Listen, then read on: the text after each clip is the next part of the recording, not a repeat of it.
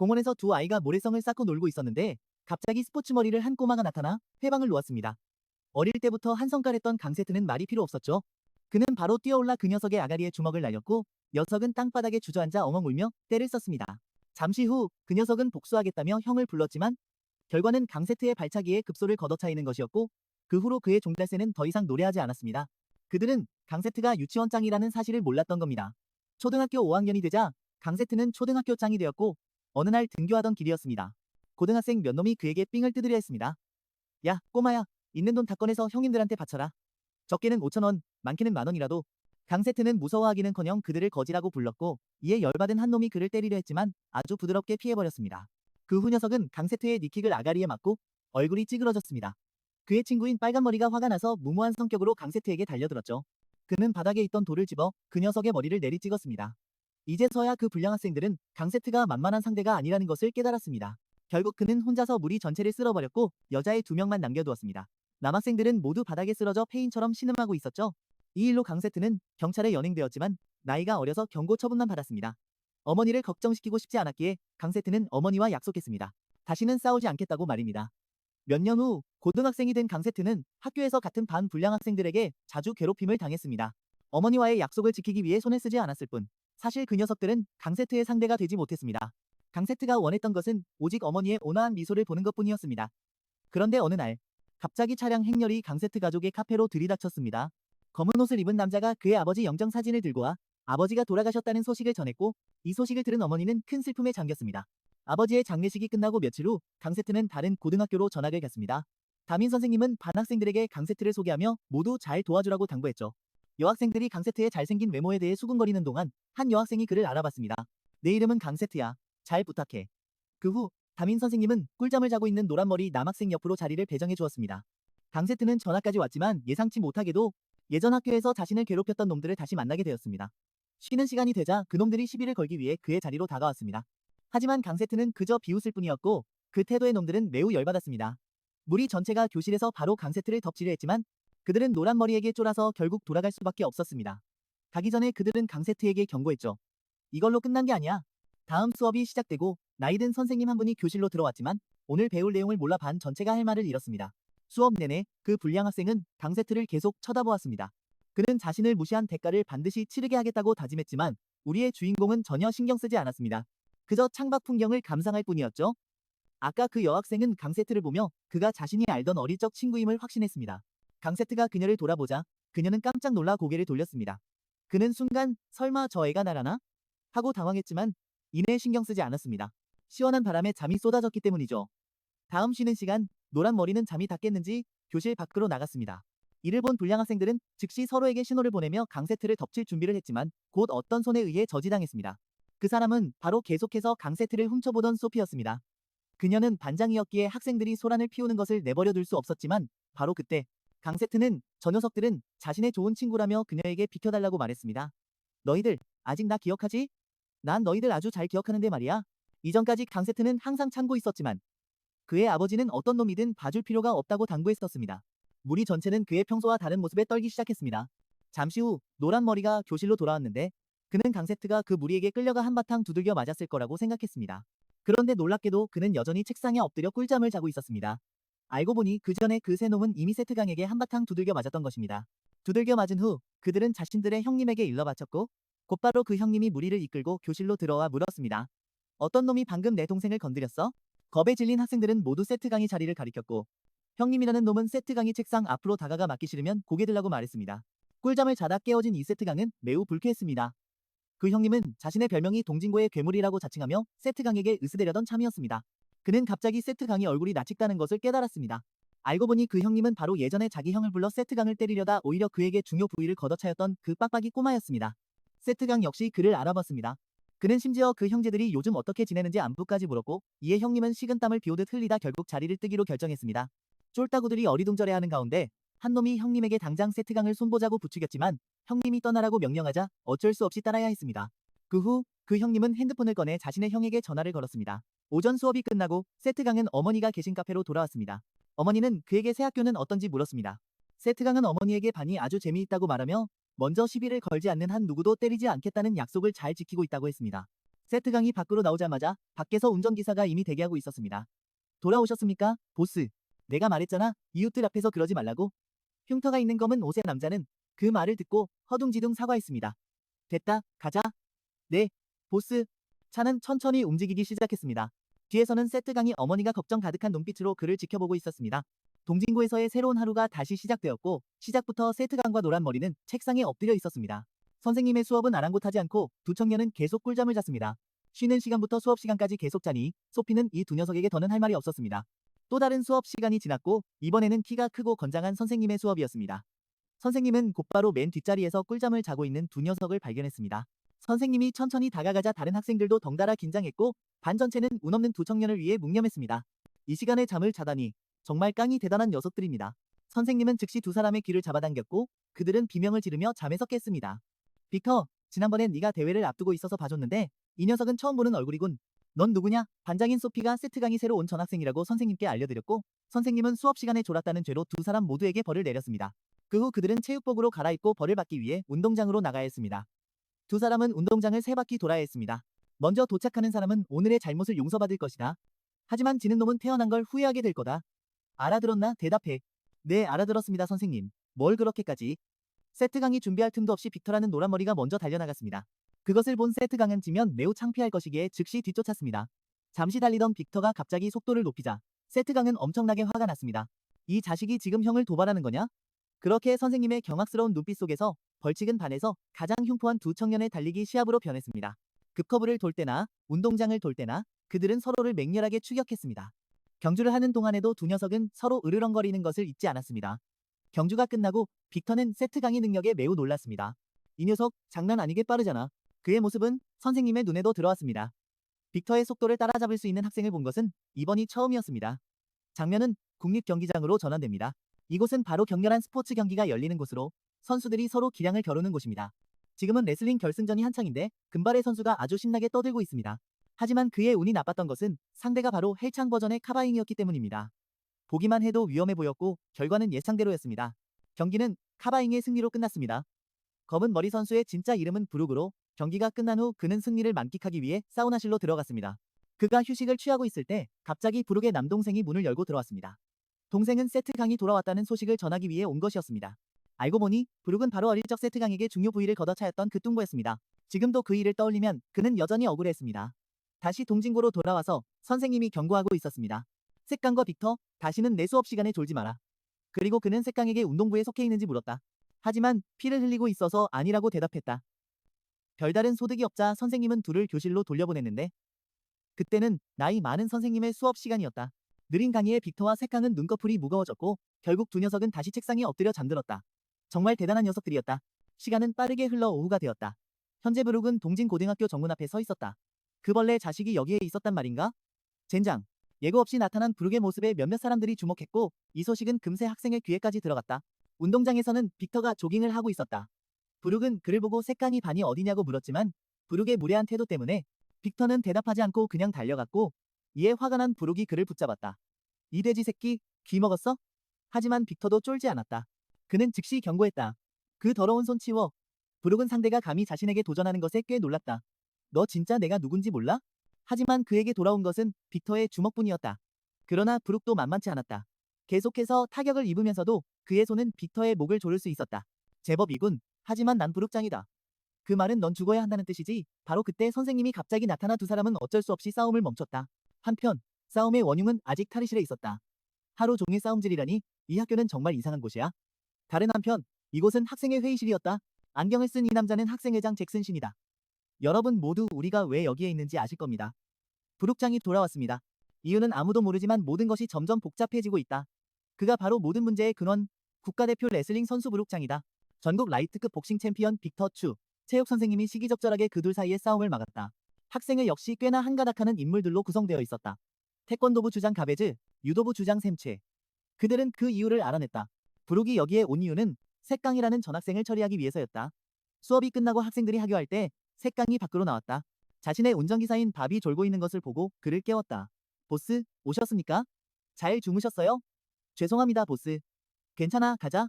흉터 있는 운전기사의 차에 올라타는 색강의 모습을 반장이 우연히 목격했다. 차 안에서 색강은 밥에게 다시 그곳으로 데려다 달라고 했다. 잠시 후 차는 색강 어머니의 카페 앞에 멈췄고 그는 밖에서 어머니가 일하는 모습을 잠시 지켜보다가 자리를 떴다. 그 후 차는 색강을 선샤인 그룹으로 데려갔다. 차에서 내리자마자 10명이 넘는 검은 옷을 입은 남자들이 고개를 숙이며 그를 맞이했다. 보스, 돌아오셨습니다. 그 모습을 본 색강은 약간 짜증을 내며 말했다.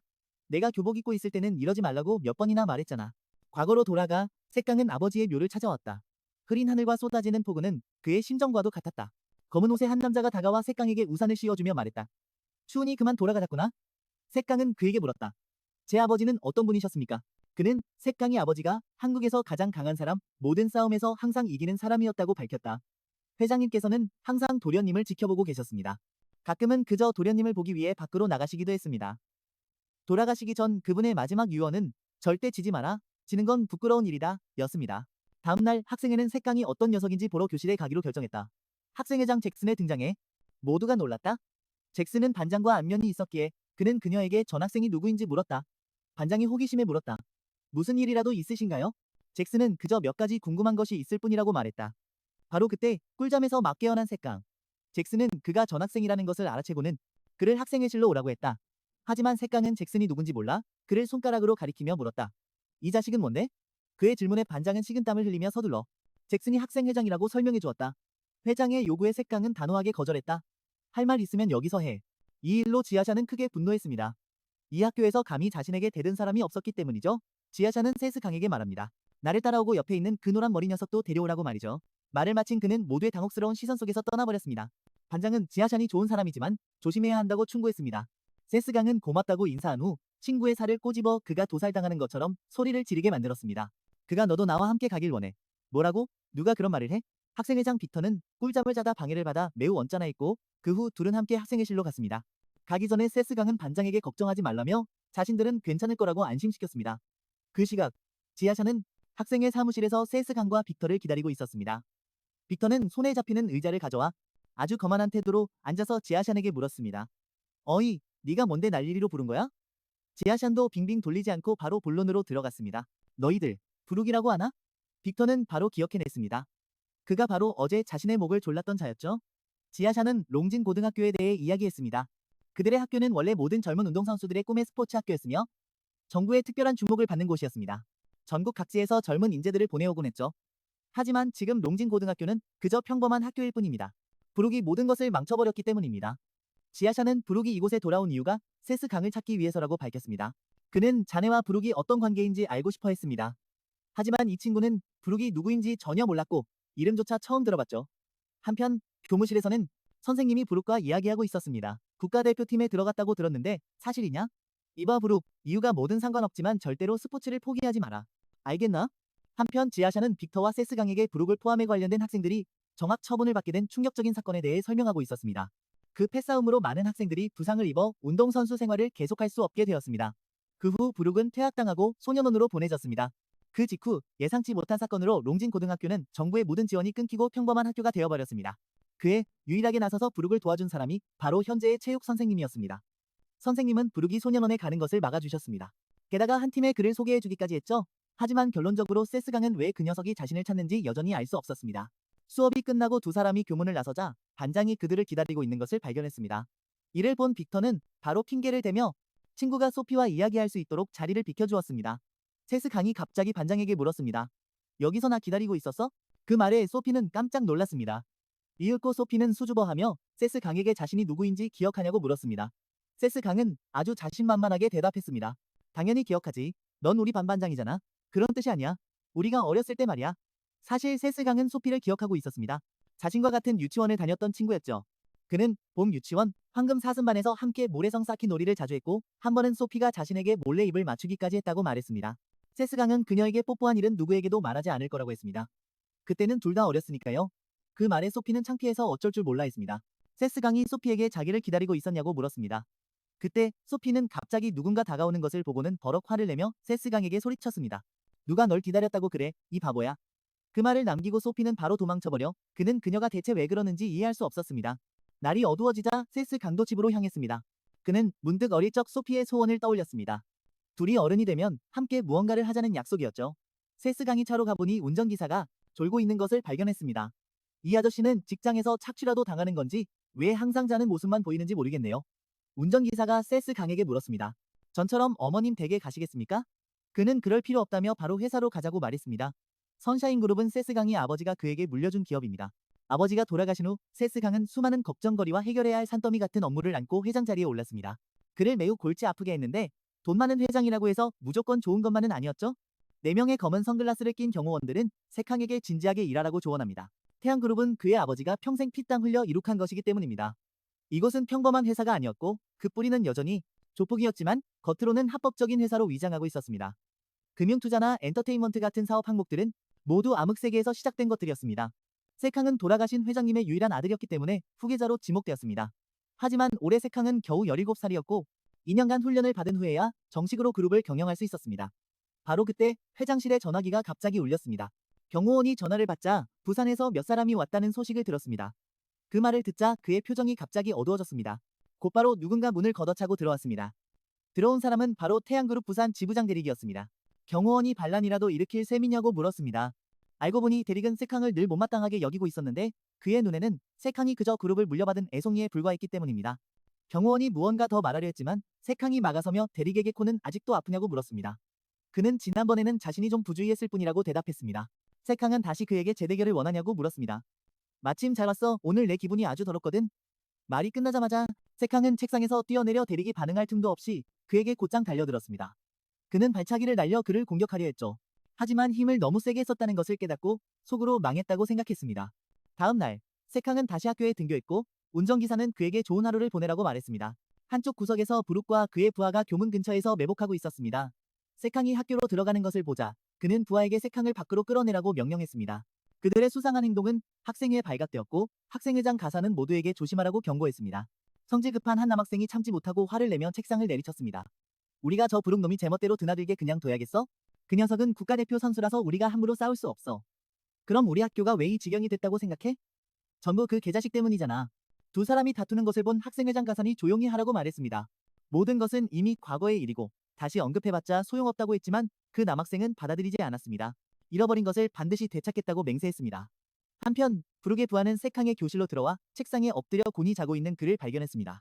이 녀석은 아직 꽤 쫄았는지 감히 그의 어깨를 가볍게 두드리며 할 말이 있다고 말할 뿐이었습니다. 잠이 덜 깬 세캉은 듣고 싶지 않았지만 상대방이 아주 중요한 일이라고 말했습니다.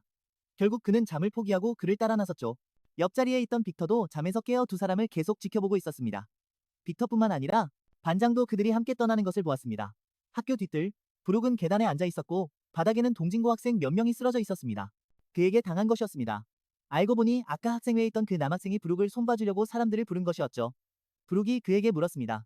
고작 그 정도냐?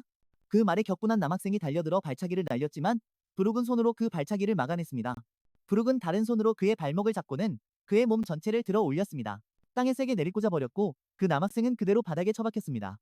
부룩이 그의 두 다리를 못쓰게 만들려던 바로 그 순간 학생회장이 나타나 가산이 제때에 나타나 그를 막았습니다. 가산은 부룩에게 왜 여기에 있냐고 물었습니다. 그는 더 이상 동진고 학생이 아니었죠. 부룩은 단지 전 학생을 찾으러 왔을 뿐이라고 말했습니다. 학생회장으로서 가산은 그가 학교에서 난동을 부리는 것을 절대로 허락할 수 없었습니다. 그때 가산의 등 뒤로 두 사람의 그림자가 갑자기 나타났습니다. 부룩의 부하를 따라 이곳에 온 세캉이었죠. 오랜 원수를 다시 만나자 부룩의 눈은 즉시 분노로 핏발이 섰습니다. 반면에 세캉은 아는 얼굴을 만나자 매우 반가워했습니다. 부룩이 과거의 원한을 갚기 위해 기세등등하게 세캉에게 다가가려 하자 학생회장 가산이 그를 막아서며 말했습니다.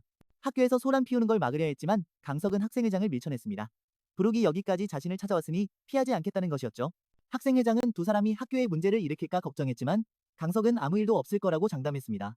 그러고는 강석이 부룩에게 다가가 체육관으로 가자고 말했습니다. 여긴 불편하니 복싱링에 올라가서 규칙대로 하자는 것이었죠.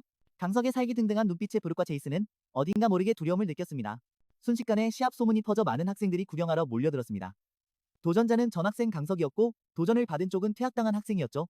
부룩과 학생회장은 이 상황이 골치 아팠는데 한 여학생이 다가와 학생회장에게 둘이 싸우도록 한을 깔아준 거냐고 물었습니다. 그 말에 그는 더욱 머리가 아파왔습니다.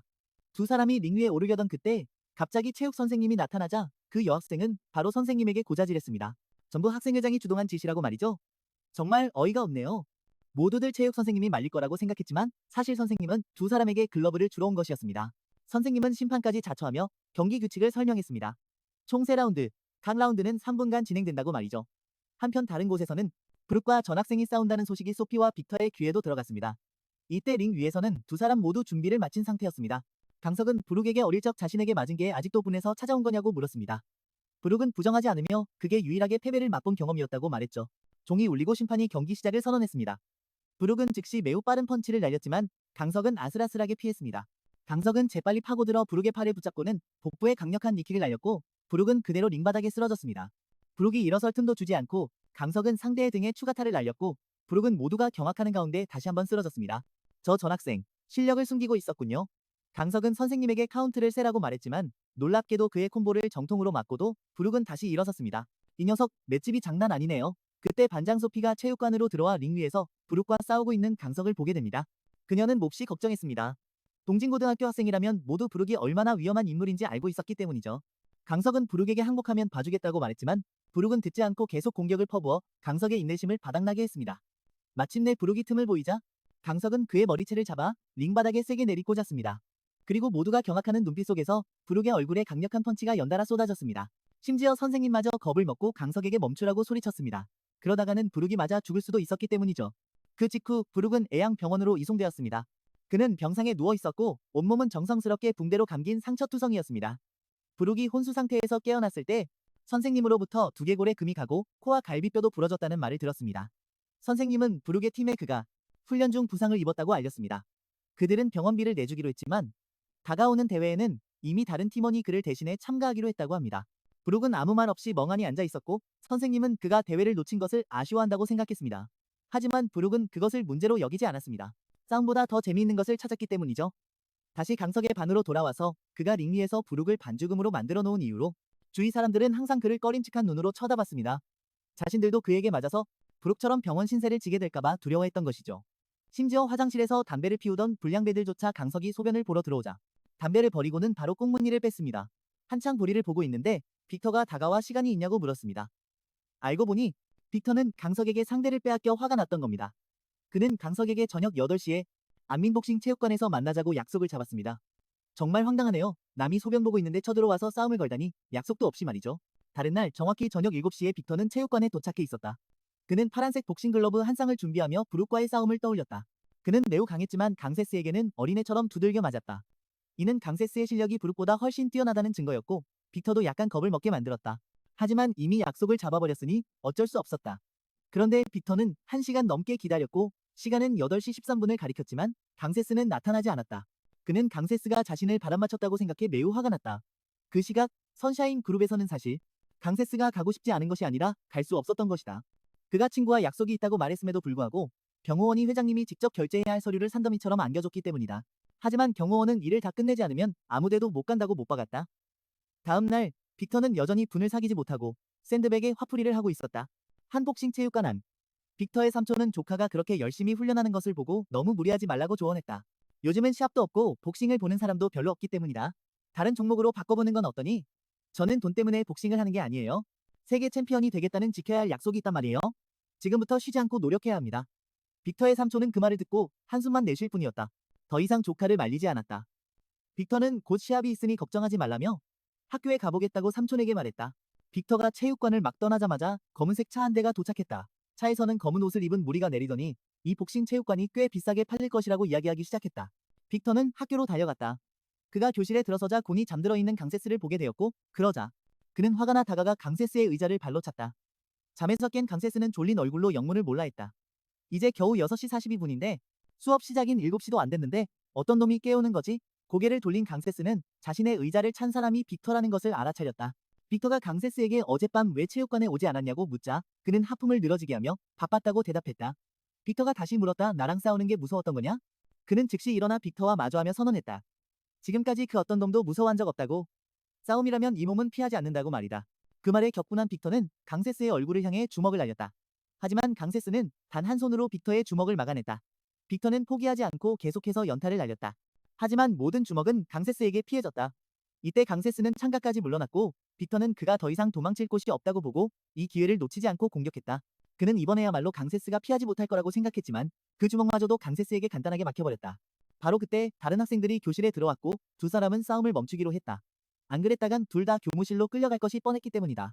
이어진 수업 시간 내내 학생들과 선생님을 포함한 반의 모든 사람들은 반에서 가장 살벌한 두 녀석이 언제 서로에게 달려들지 몰라 조마조마했다. 다행히 두 사람은 서로가 눈엣 가시였지만 잘 참아냈다. 오전 마지막 수업은 12시가 넘어 끝났다. 두 사람이 결판을 내기 위해 약속을 잡으려던 찰나 소피가 강세스에게 점심을 먹자고 제안했다. 그도 약간 배가 고팠기에 일단 밥부터 먹고 나중에 해결하기로 했다. 그날 오후 수업은 평소처럼 진행되었고 두 녀석은 여전히 수업 내내 잠을 잤다. 늦은 오후 수업이 끝날 무렵이 되자 빅터가 강세스에게 자신을 따라오라고 말했다. 하지만 한참을 걸어도 도착하지 않자 강세스는 너무 오래 걸린다며 빅터에게 자기 차를 타고 빨리 가자고 제안했다. 그 후 운전기사는 두 사람을 빅터 삼촌의 복싱체육관으로 데려다 주었다. 밖에 차를 세우고 담배를 한 대 피우려던 찰나 검은색 차 한 대가 갑자기 멈춰섰다. 차에서는 무기를 든 한 무리의 사람들이 내렸다. 한편 체육관 안 강세스와 빅터는 이 사실을 모른 채 여전히 서로를 향해 으르렁거리고 있었다. 야, 빨리 링 위로 올라와. 오늘 내가 널 아주 박살내주마. 닥치고 글러브나 내놔. 하지만 빅터는 이곳이 자신의 홈그라운드라며 강세스에게 글러브 없이 싸울 것을 강요했다. 그러자 강세스는 상의를 벗어 던져 탄탄한 몸을 드러냈다. 그의 몸에는 수많은 흉터가 어지럽게 나 있었다. 두 사람이 막 서로에게 달려들려던 바로 그 순간 빅터의 삼촌이 갑자기 소리쳤다. 밖에서 누군가 소란을 피우고 있었습니다. 세강이 나가보니 그 젊은이들은 이미 운전기사에게 물리적인 방법으로 참교육을 당하고 있었습니다. 세강이 운전기사에게 무슨 일이냐고 묻자 그는 이놈들이 체육관을 공격하려 했다고 설명했습니다. 그들이 누구이고 무엇을 원하는지는 자신도 잘 모르겠다고 말이죠. 그럼 한 놈만 회사로 데려와. 그 후 운전기사는 아무나 한 명을 붙잡아 태양그룹 회장실로 끌고 왔습니다. 그는 체육관 관장이 자신들에게 사채를 썼다고 실토했습니다. 현재 관장이 돈을 갚을 능력이 없자 폭력으로 체육관을 강탈하려 한 것이었죠. 세강이 경호원에게 이런 상황에서 우리는 어떻게 해야 하냐고 물었습니다. 다음 날 사람들은 빅터가 등교하지 않았다는 사실을 갑자기 알게 되었습니다. 교실의 모든 시선이 마치 세강이 무슨 짓이라도 한 것처럼 그에게 쏠렸지만 사실 세강도 빅터가 어디 있는지 알지 못했습니다. 오전 마지막 수업이 끝나자 빅터가 나타났습니다. 빅터는 세강에게 다가가 밖에서 이야기 좀 하자고 했습니다. 그러고는 빅터가 봉투 하나를 꺼내며 물었습니다. 이게 뭐야? 어제 사채업자들이 우리 삼촌에게 이걸 줬어. 여기엔 우리 아버지의 모든 빚과 기타 세금 관련 서류가 전부 들어있더군. 이거 네가 한 짓이지, 세강? 네가 뭔데 감히 우리 집안일에 끼어들어? 필요 없다면 그냥 다시 가져가. 넌 내 복싱에나 집중해. 아버지께 챔피언이 되겠다고 약속했다면서? 그리고 또 싸우고 싶으면 언제든 말해라. 난 무섭지 않으니까. 그 후 세강은 빅터의 멍한 시선을 뒤로하고 떠났고 빅터는 세강의 뒷모습을 보며 아무 말도 하지 못했습니다. 무슨 말을 해야 할지 몰랐죠. 세강이 막 돌아가려는데 벽 뒤에 숨어있던 반장과 마주쳤습니다. 알고 보니 소피는 그와 빅터가 싸울까봐 걱정하고 있었던 겁니다. 세강이 소피에게 자신을 걱정하는 거냐고 묻자 그녀의 얼굴이 새빨개졌습니다. 그녀는 반장으로서 하구를 걱정하는 것은 당연한 일이라고 말했죠. 그건 당연한 일이니까 걱정 마, 소피. 난 교실에서 싸우지 않을 거야. 넌 하나도 변하지 않았구나. 여전히 착하고 다른 사람들을 걱정해주고. 나중에 보자. 두 사람의 대화를 학생회장 가산이 목격했습니다. 저 자식, 자기 주제를 알아야 할 텐데. 다른 곳에서는 태양그룹 부산지사장 대릭이 한 노인 앞에 무릎을 꿇고 있었습니다. 그는 바로 흑해 3대 회장 미도리 우신이었습니다. 넌 정말 나를 실망시키는군, 대릭. 죄송합니다, 회장님. 부디 한 번만 더 기회를 주십시오. 아직 후계자가 확정된 것이 아닙니다. 회장님께서 도와주신다면 태양그룹을 손에 넣는 것은 시간 문제입니다. 듣자 하니 그놈이 아주 어리다더군. 그렇게 어린 나이에 후계자로 뽑혔다면 조심하는 게 좋겠지만 그래봤자 애송이에 불과하다. 녀석의 약점을 찾아내. 그 말을 듣자 대릭은 바로 세강의 어머니를 떠올렸습니다. 다음 날 태권도부 주장 게이브가 갑자기 사람들을 이끌고 세강을 찾아 교실로 쳐들어왔는데 이들은 예전에 브룩에게 처참하게 당했던 무리였습니다. 게이브가 소리쳤습니다. 전학생이 누구야? 그러자 세강이 망설임 없이 손을 들었습니다. 네가 브룩을 쓰러뜨린 놈이냐? 나 좀 따라와라. 하지만 세강은 남이 시키는 대로 할 이유가 없다며 거절했습니다. 그때 덩치가 산만한 남학생이 교실로 들어와 게이브에게 말했습니다. 전학생 건드리지 마라. 그 녀석은 우리 유도부에 들어올 거거든. 한편 세강은 이 두 사람이 누군지 몰라 물음표만 띄울 뿐이었습니다. 교실 안에서 다툼이 벌어지는 동안 밖에서도 서로를 못마땅하게 쳐다보는 두 무리가 나타났습니다. 한 명은 레슬링부 주장 데미안 차였습니다. 다른 한 명은 검도부 주장 스카 최였습니다. 세강은 머리를 쓸어 넘기며 속으로 생각했습니다. 또 무슨 일이야? 이 반은 정말 시끄럽군. 자신의 소꿉친구가 폭발하기 일보 직전인 것을 알아차린 반장은 서둘러 그들에게 나가서 싸우라고 말했습니다. 알고 보니 이 주장들은 모두 세강을 자기 동아리로 영입하기 위해 온 것이었습니다. 사람들을 내쫓은 후 소피는 즉시 문을 쾅 닫아버렸습니다. 하지만 놀랍게도 주장들은 다른 문으로 들어와 세강에게 이것저것 배우라며 계속 권유했습니다. 하지만 그는 흥미가 없었습니다. 마침내 체육 선생님이 나타나고 나서야 모두가 떠났고 그 후 선생님은 세강을 교무실로 불렀습니다. 자네도 알겠지만 우리 학교는 본래 운동선수를 위한 학교다. 너도 운동 하나쯤 시작해보는 게 어때? 브록장을 아나? 며칠 전 네가 쓰러뜨린 그 녀석 말이야. 브록도 한때는 너처럼 모든 동아리에서 서로 데려가려고 안달이었지. 그래서 과거에 그런 안타까운 일이 있었던 거고 선생님은 강세트에게 같은 실수를 반복하게 하고 싶지 않아. 운동할 시간이 없다고? 너 같은 고등학생이 뭐가 그렇게 바쁘다는 거야? 그 말은 제가 아니라 저 아래 있는 학생들이 들어야 할 겁니다. 제발 저를 귀찮게 하지 말라고 전해주세요. 그렇지 않으면 저도 더는 친절하게 굴 수 없을 테니까요. 학생회장 가서는 교무실을 지나가다 두 사람의 대화를 엿듣게 되었고 그는 강세트가 거만한 학생이라고 생각했습니다. 그래서 가서는 그에게 본때를 보여주기 위해 사람을 구했습니다. 이게 누구신가? 우리 존경하는 학생회장님 아니십니까? 여긴 어쩐 일이시죠? 처리해야 할 놈이 하나 있어. 다음 날 강세트는 평소처럼 등교하는데 갑자기 누군가 뒤에서 몽둥이로 그를 쳐서 기절시켰습니다. 깨어났을 때 강세트는 자신이 폐창고에 있다는 것을 발견했습니다. 주위에는 몽둥이를 든 불량 학생들이 있었고 한 놈이 갑자기 강세트의 등을 걷어차며 말했습니다. 이 새끼야, 빨리 일어나. 하지만 그는 화를 내기는커녕 오히려 매우 즐거워했습니다. 그들의 우두머리는 강세트가 두려워하지 않자 매우 화가 났습니다. 아까 강세트를 걷어찼던 놈이 다시 몽둥이를 휘둘러 기습하려 했지만 강세트가 돌아서서 주먹을 날려 팔을 부러뜨리자 고통스럽게 비명을 질렀습니다. 그의 손가락은 끔찍하게 뒤틀려 있었습니다. 이어서 강세트는 몇 대 더 주먹을 날려 그를 그 자리에서 쓰러뜨렸습니다. 그를 쓰러뜨린 후 강세트는 너희들이 누구냐고 물었지만 이내 상관없다고 생각했습니다. 어차피 전부 박살 낼 테니까요. 이때 불량 학생들이 강세트를 포위했습니다. 그가 도망가지 못하게 말이죠.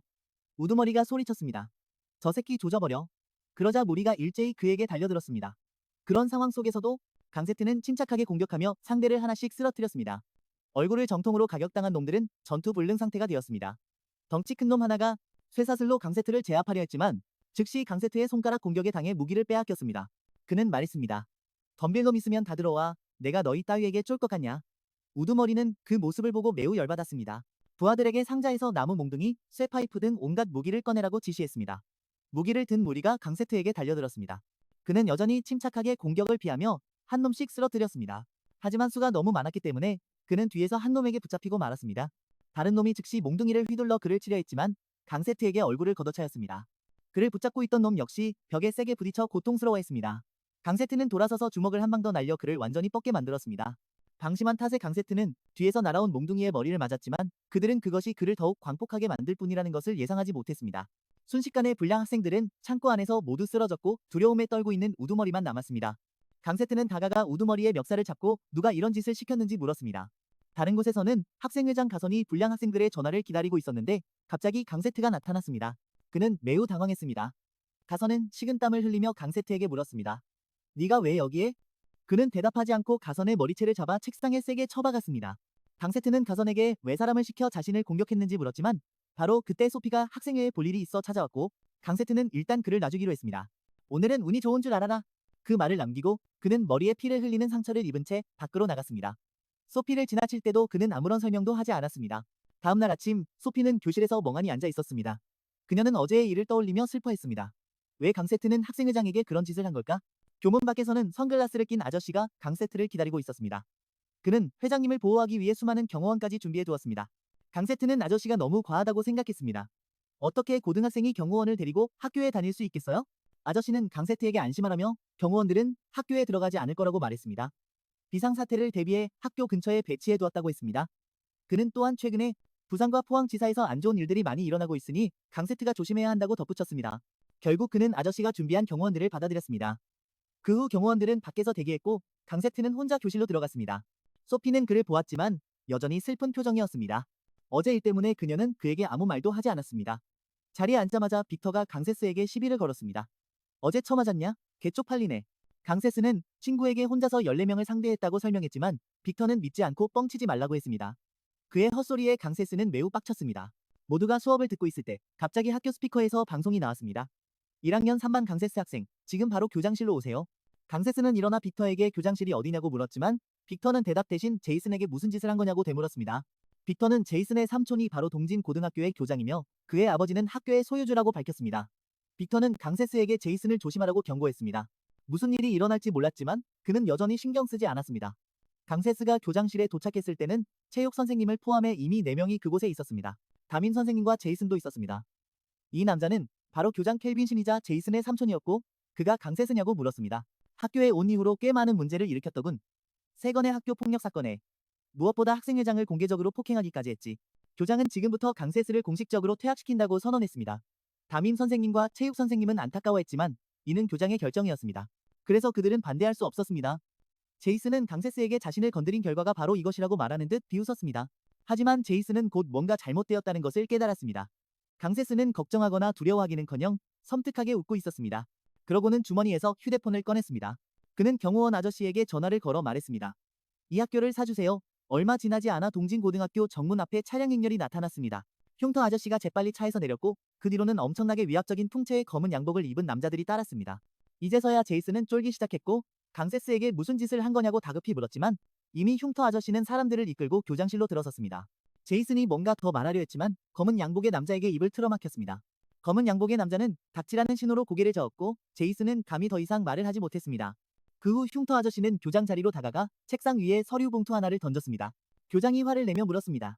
어떻게 감히 여기에 멋대로 들어오는 거냐? 그러자 흉터 아저씨는 일단 읽어보고 다시 이야기하자고 했습니다. 교장이 안에 있는 서류 뭉치를 펼쳤을 때 그의 낯빛이 갑자기 변했습니다. 그는 지난 3년간 몇 건의 공금 횡령과 불법 사업에 연루된 것 같았습니다. 이 학교를 우리에게 판다면 우리 쪽에서 조용히 덮어주지. 이 자식, 어떻게 감히? 하지만 그의 말이 채 끝나기도 전에 흉터 아저씨에게 멱살을 잡혔습니다. 학교를 이용해서 사리사욕을 채우는 당신 같은 사람이 감히 입을 놀려? 편안히 계시지. 거창하게 구는 건 우리 방식이 아니니까. 그날 저녁 케빈 교장은 이 일을 자신의 형에게 말했습니다. 이 남자는 바로 그의 형이자 제이슨의 아버지였습니다. 그는 선샤인 그룹의 배후 세력이 조직 폭력배라는 것을 알아냈습니다. 그 후 그는 자초지종을 묻기 위해 사고뭉치 아들을 방으로 불렀습니다. 도대체 누구를 때리라고 사람을 부른 거냐? 그제서야 제이슨은 강세스가 평범한 고등학생이 아니라는 것을 알고 크게 후회했습니다. 한편 선샤인 그룹에서는 흉터 아저씨가 강도련님에게 학교 인수 절차가 완료되었다고 보고하고 있었습니다. 교장의 범죄 증거가 잡혔기 때문에 그는 동의할 수밖에 없었습니다. 사실 아침에 강세스는 교장에게 빡쳐서 장난으로 한 말이었는데 흉터 아저씨가 정말로 돈을 써서 이 학교를 사버릴 줄은 몰랐습니다. 이제 그는 앞으로 학교를 어떻게 운영해야 할지 몰라 식은땀을 흘리고 있었습니다. 다음 날 강세스는 평소처럼 등교했습니다. 빅터는 매우 놀랐습니다. 교장 조카를 팼는데도 여전히 학교에 다니다니 정말 대단하다고 생각했습니다. 소피도 강세스를 걱정했습니다. 그녀는 그에게 괜찮냐고 다급히 물었습니다. 강세스는 모든 게 괜찮으니 걱정할 필요 없다고 말했습니다. 두 사람이 이야기를 나누고 있을 때 제이슨이 갑자기 문을 박차고 교실로 들어와 강세스의 얼굴에 손가락질하며 선언했습니다. 내가 널 무서워할 줄 알아. 하지만 강세스가 막 일어서려던 순간 그 녀석은 쏜살같이 도망쳤고 강세스는 어이가 없어 도대체 뭘 하는 건지 이해할 수 없었습니다. 한편 흉터 아저씨는 체육 선생님을 교장실로 불러 이를 논의했습니다. 저를 부르셨습니까? 무엇을 도와드릴까요? 동진고등학교의 새로운 이사장이 되어주시길 바랍니다. 이는 학교의 새 소유주께서 내리신 결정입니다. 체육 선생님은 갑자기 이사장이 되라는 말에 크게 당황했습니다. 시간은 빠르게 흘러 늦은 오후, 가사는 한 무리의 깡패들과 접촉하여 세트강을 납치해달라고 의뢰합니다. 놈들은 대상이 고등학생 한 명뿐이라 꿀같은 제안이라며 수락했지만 목표가 세트강이라는 걸 알게 되자마자 바로 발을 뺐습니다. 그들은 서둘러 가산에게 돈을 돌려주고는 냅다 꽁무니를 빼며 그 자리를 떴습니다. 가사는 세트강이 빼기 얼마나 대단하길래 저러는지 이해할 수 없어 화가 났지만 곧이어 엄청난 차량 행렬의 호의를 받는 그를 보게 됩니다. 가사는 그제야 두려움을 느끼며 깨달았죠. 자신이 잘못된 사람을 건드렸다는 것을 깨달았을 때는 이미 늦었습니다. 한편 세트강은 시간이 날 때 회사에 가지 않으면 어머니의 카페에 갔습니다. 세트강은 어머니가 왜 아버지와 함께 살지 않는지 궁금했지만 그의 어머니는 이 질문에 대한 대답을 피하는 것 같았습니다. 그녀는 세트강에게 나중에 기회가 되면 말해주겠다고 했지만 아들이 떠나는 뒷모습을 보는 눈빛에는 걱정이 가득했습니다. 마치 그 눈빛은 말 못할 과거의 많은 사연을 담고 있는 듯했습니다. 우리 잠시 떨어져 지내요. 싫어요. 당신과 떨어지고 싶지 않아요. 우리 아들을 위해서라도 우린 그래야만 해요. 세트강의 어머니가 과거를 회상하던 그때 몇몇 남자들이 카페로 들어섰습니다. 놀랍게도 그들을 이끌던 사람은 바로 대릭이었습니다. 오랜만입니다, 사모님. 그 시각 세트강은 차를 타고 학교로 가고 있었기에 아무것도 몰랐습니다. 체육 선생님을 이사장으로 임명했습니다. 일반 학교가 된 후 이 학교는 빚더미에 올랐는데 제가 300만 이상을 투자할 생각입니다. 하지만 문제는 이 학교를 예전처럼 운동선수 전문 학교로 되돌려야 한다는 것이고 조건은 우리 학생이 언론의 주목을 끄는 것입니다. 한국은 돈이 권력인 나라이고 우리에겐 돈이 아주 많습니다. 한편 골골거리는 늙은 선생님의 수업 시간에 곧 흙으로 돌아갈 것만 같은 선생님의 수업 시간 꿀잠을 자던 세트강은 갑자기 울리는 전화진동의 잠에서 깼습니다. 그는 전화를 받으며 물었죠. 누구세요? 전화기 너머에서 사랑하는 우리 도련님이라는 목소리가 들려왔습니다. 하지만 익숙하지 않은 목소리의 세트강은 어떤 새끼야? 라고 물었죠. 이 자식이 내 목소리도 몰라? 부산에서 온 대릭이다. 근데 나 지금 수업 중이거든. 말을 마친 세트강은 전화를 끊고 다시 잠들었고 반 친구들은 그를 진짜 상남자라는 듯이 쳐다봤습니다. 지금 거신 번호는 당장 가서 저놈 잡아와. 코올리게 애송이놈, 내가 예의가 뭔지 똑똑히 가르쳐주겠다. 한편 세트강은 꿀잠을 자고 일어나 길게 하품을 했습니다. 아직 자고 있는 빅터의 삐죽 솟은 머리카락을 보고는 장난으로 머리를 만져보았죠. 그런데 빅터의 머리카락이 너무 뻣뻣해서 손을 찔려 피가 나고 말았습니다. 다행히 이 모든 것은 꿈이었고 세트강은 여전히 자고 있었습니다. 늦은 오후 수업이 끝나고 세트강이 교문을 나서자 갑자기 검은 양복을 입은 두 남자가 길을 막으며 같이 가자고 했습니다. 운전기사가 바로 나타나 그들에게 뭘 하는 거냐고 물었습니다. 감히 우리 회장님께 명령질이야? 여기 온 목적이 뭐냐? 일단 이것부터 보시죠. 대릭 지부장님의 메시지입니다. 그들의 휴대폰을 본 세트강은 극도로 분노했습니다. 영상 속에 있는 사람이 바로 자신의 어머니였기 때문이죠. 이들이 어머니를 납치했다는 사실에 그는 분노했습니다. 세트강은 즉시 가장 가까이 있던 놈을 주먹 한 방으로 쓰러뜨렸고 두 번째 놈은 반응하기도 전에 얼굴에 주먹을 맞았습니다. 세트강은 어머니가 어디 계신지 불라고 윽박질렀지만 남자는 앞니가 다 날아가 말을 할 수 없었습니다. 세트강은 바로 차에 올라 경호원 아저씨에게 전화를 걸어 이 사실을 알렸습니다. 그는 어머니의 안위가 몹시 걱정됐지만 경호원은 그에게 침착하라고 조언했습니다. 놈들의 의도대로 넘어가시면 안 됩니다. 아무 일 없을 겁니다. 사모님께서도 보통 분은 아니시니까요. 그 시각 대릭은 한 공사 현장에서 부하들의 소식을 기다리고 있었습니다. 죄송합니다, 사모님. 어쩔 수 없이 사모님을 인질로 모셨습니다. 풋내기 녀석이 선샤인 그룹의 회장이 되는 꼴은 볼 수 없었거든요. 대릭을 마주하고도 세트강의 어머니는 침착하게 말했습니다. 내 아들이 당신보다 더 잘할 겁니다. 그 말은 대릭을 분노하게 만들었습니다. 말을 마친 그녀는 갑자기 의자에서 일어났고 어떤 감정도 담겨있지 않은 차가운 눈빛으로 대릭을 쳐다봤습니다. 이때 색강은 공사 현장에 도착했습니다. 어머니가 걱정된 그는 차에서 내리자마자 사방으로 그녀를 찾아 급히 뛰어다녔죠. 색강이 어머니를 발견했을 때 그는 이미 어머니에게 쓰러진 한 무리의 사람들도 보게 되었습니다. 대릭은 그녀에게 멱살을 잡힌 채 두려움에 떨고 있었죠.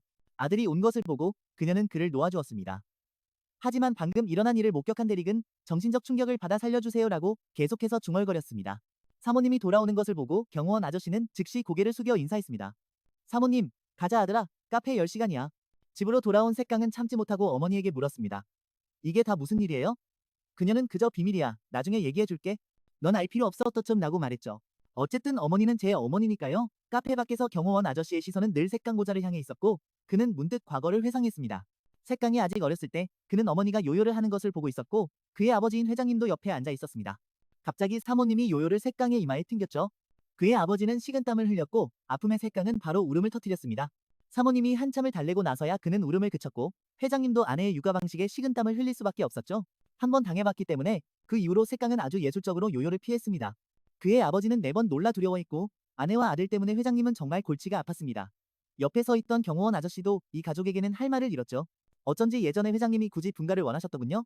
이봐, 루니, 네, 회장님. 최근 부산 소요 사태의 배우는 일본 야쿠자다. 지금부터 도련님을 더 주시하고 무기도 잊지 말고 챙겨라. 감사합니다, 회장님. 그리고 한 가지 더, 학교에 누구를 보낼 수 있을지 알아봐. 우리는 여전히 도련님을 언제 어디서든 따라다니며 보호할 경호원이 필요해. 우리 경호원 2명을 학생 신분으로 학교에 보내도록 해. 다른 곳에서는 소피가 아버지와 식사를 하고 있었습니다.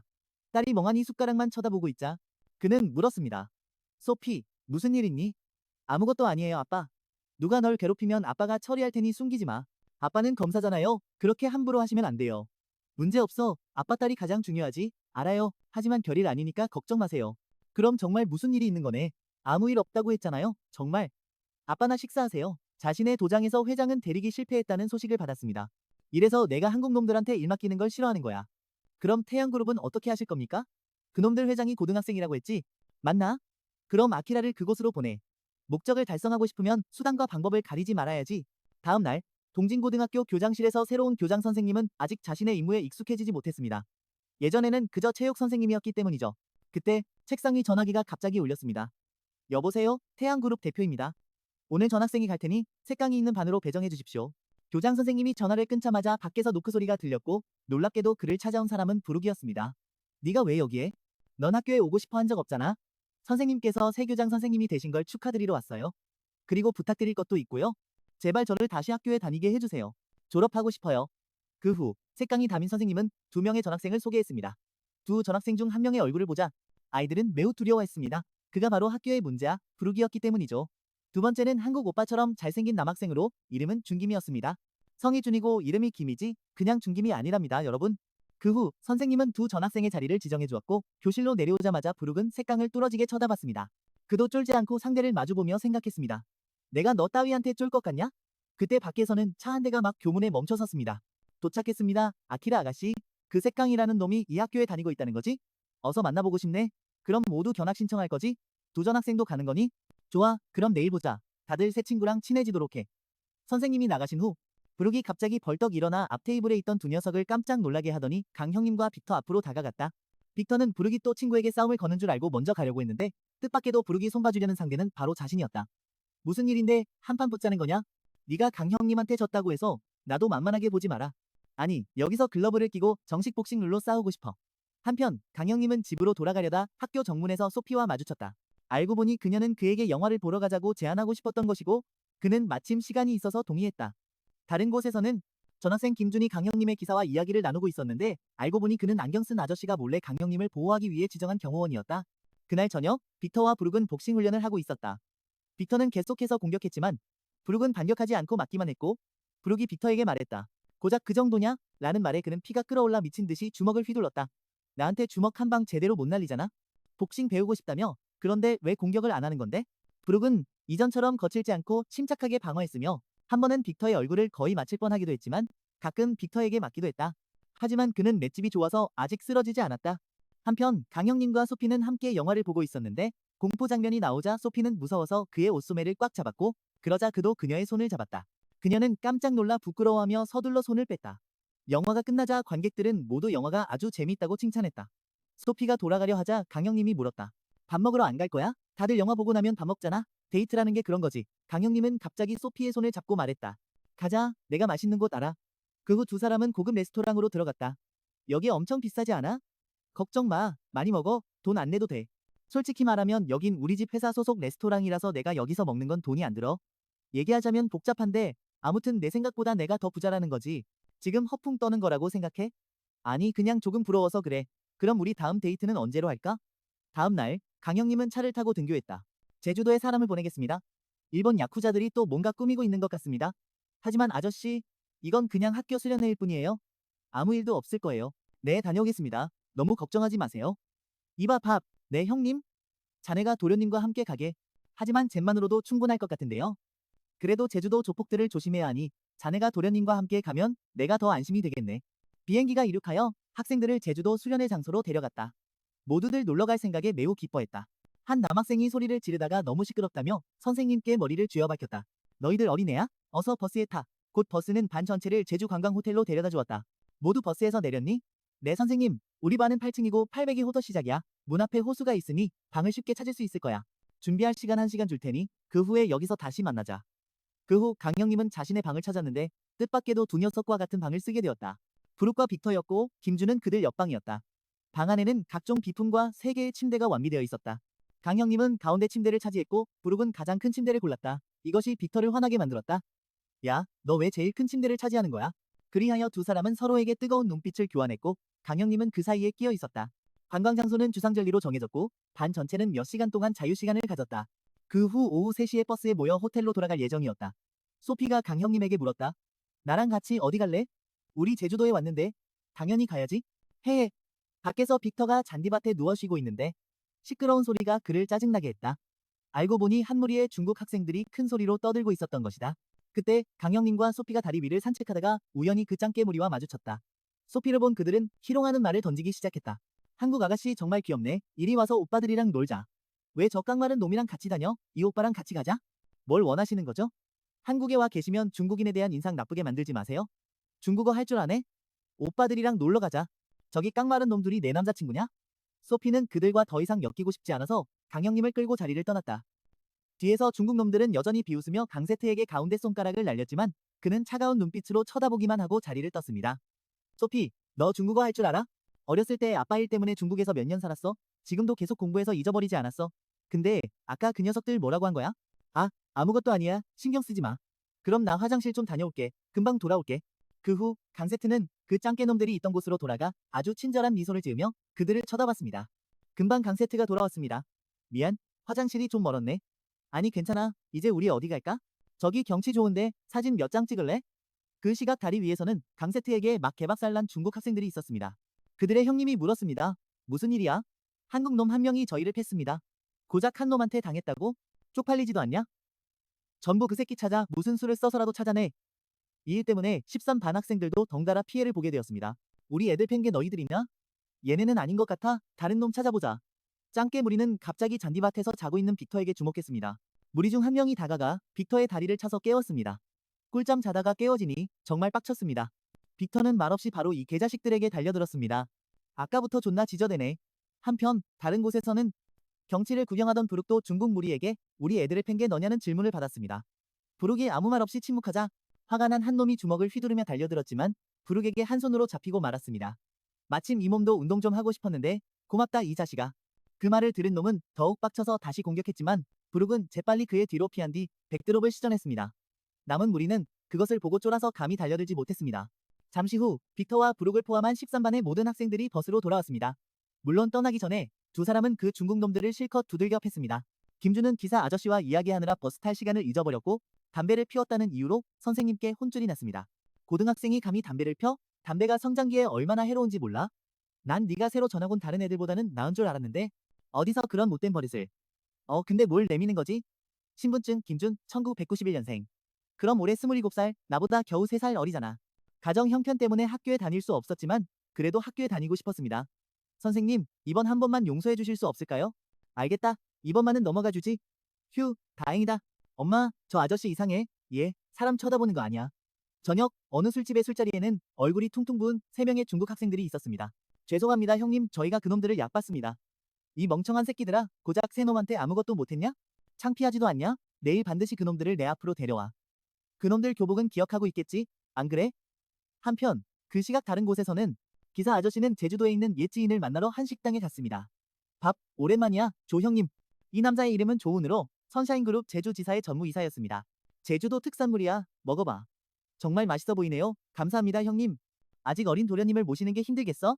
도련님이 회장 자리에 오르자 대리기 길길이 날뛰었다고 들었어. 너한테 한바탕 두들겨 맞았다고도 하더군. 아무튼 고생이 많으니 많이 먹어도. 식사 감사합니다 조 형님. 이렇게 아름다운 곳에서 맛있는 음식도 많이 드시고 정말 좋으시겠어요? 제주도는 정말 아름다웠지. 하지만 지금은 중국 놈들이 점령해버렸어. 삼합회 조직이 여전히 우리 영역을 침범하려고 하고 있어. 피터에게도 말해야지. 아직 공식적인 정보는 아니지만 그놈들이 암암리의 돈의 힘으로 조종하고 있어. 아직 놈들의 꼬리를 잡지 못하고 있어. 지금 삼합회 두목의 아들이 여기 와 있는데 그냥 학교랑 여행 온 거라 신경 쓸 필요는 없어? 도련님도 여기로 수학여행을 오셨는데 아무 일 없었으면 좋겠네요. 회에다 한잔 할래?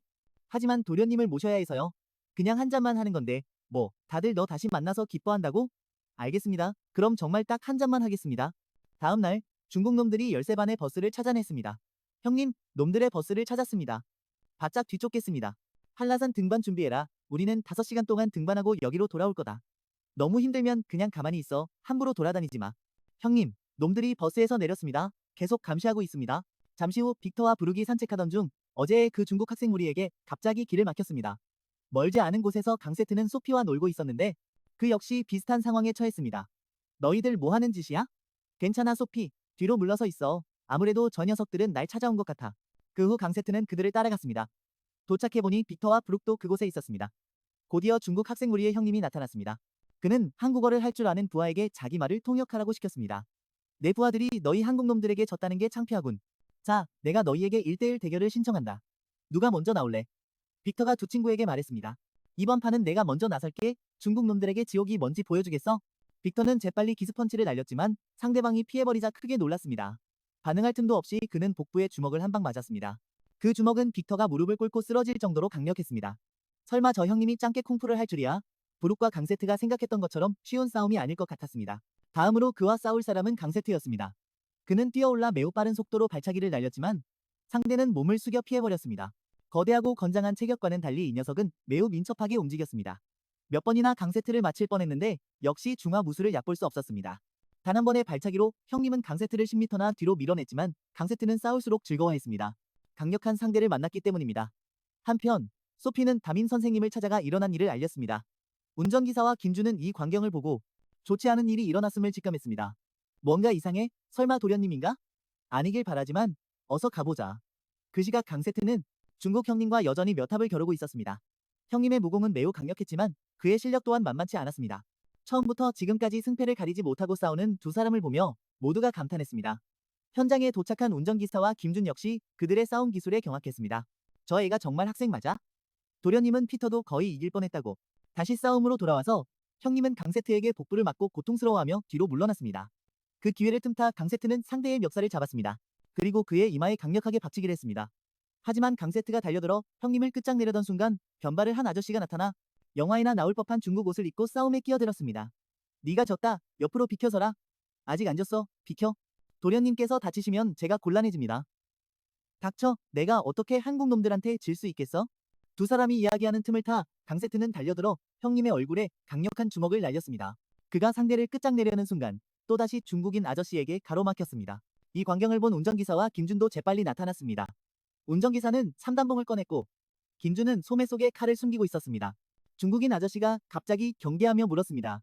당신들은 누구지? 두 사람은 대답하지 않고 계속 다가갔지만 강세트가 그들을 막아섰습니다.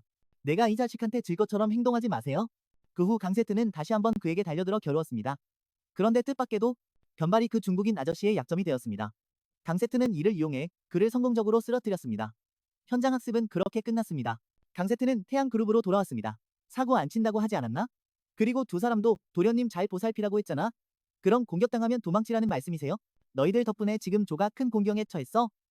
그 시각 두 중국 놈들은 병원에서 붕대를 칭칭 감고 치료를 받고 있었습니다. 조도 그들을 문병하러 와 있었습니다. 아니 난 너희 한국 놈들을 절대 용서하지 않을 거야. 두고 봐. 태양그룹에서 도련님 저한테 무슨 이런 재앙을 가져오신 겁니까? 정말 사고뭉치시군요. 아침이 되고 새로운 수업이 다시 시작되었습니다.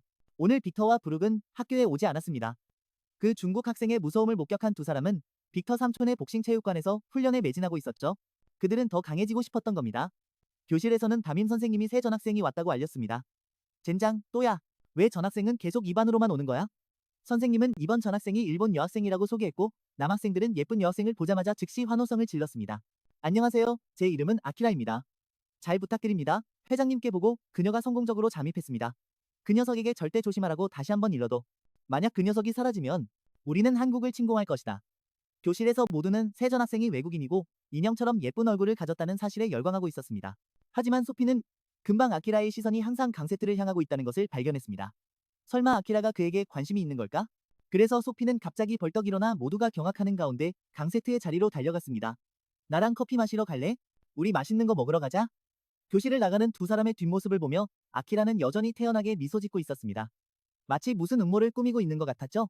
잠시 후 소피가 학교 운동장에서 강세트와 이야기를 나누고 있을 때 아키라가 갑자기 다가와 그들에게 말을 걸었습니다. 네가 반장이라고 들었어. 내가 한국말을 잘 못해서 그런데 우리 친하게 지낼 수 있을까? 그 사람 내 남자친구야? 강세트는 망설임 없이 바로 대답했습니다. 맞아. 두 사람 즐겁게 얘기해. 난 이만 가볼게. 소피는 강세트가 자신을 여자친구라고 말해줘서 매우 기뻤습니다. 오늘은 어쩐 일로 왔니? 한동안 안 왔었잖아. 학교에서 방학이 있었거든요.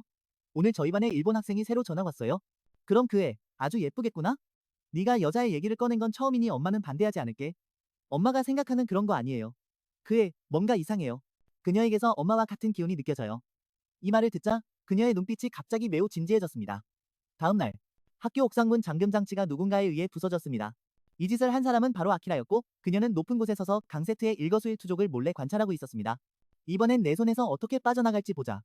말을 마친 아키라는 자신의 치마를 들어 올렸습니다. 그녀는 치마 속에 무언가를 숨기고 있었고 부품들을 조립하자 그것은 무기가 되었습니다.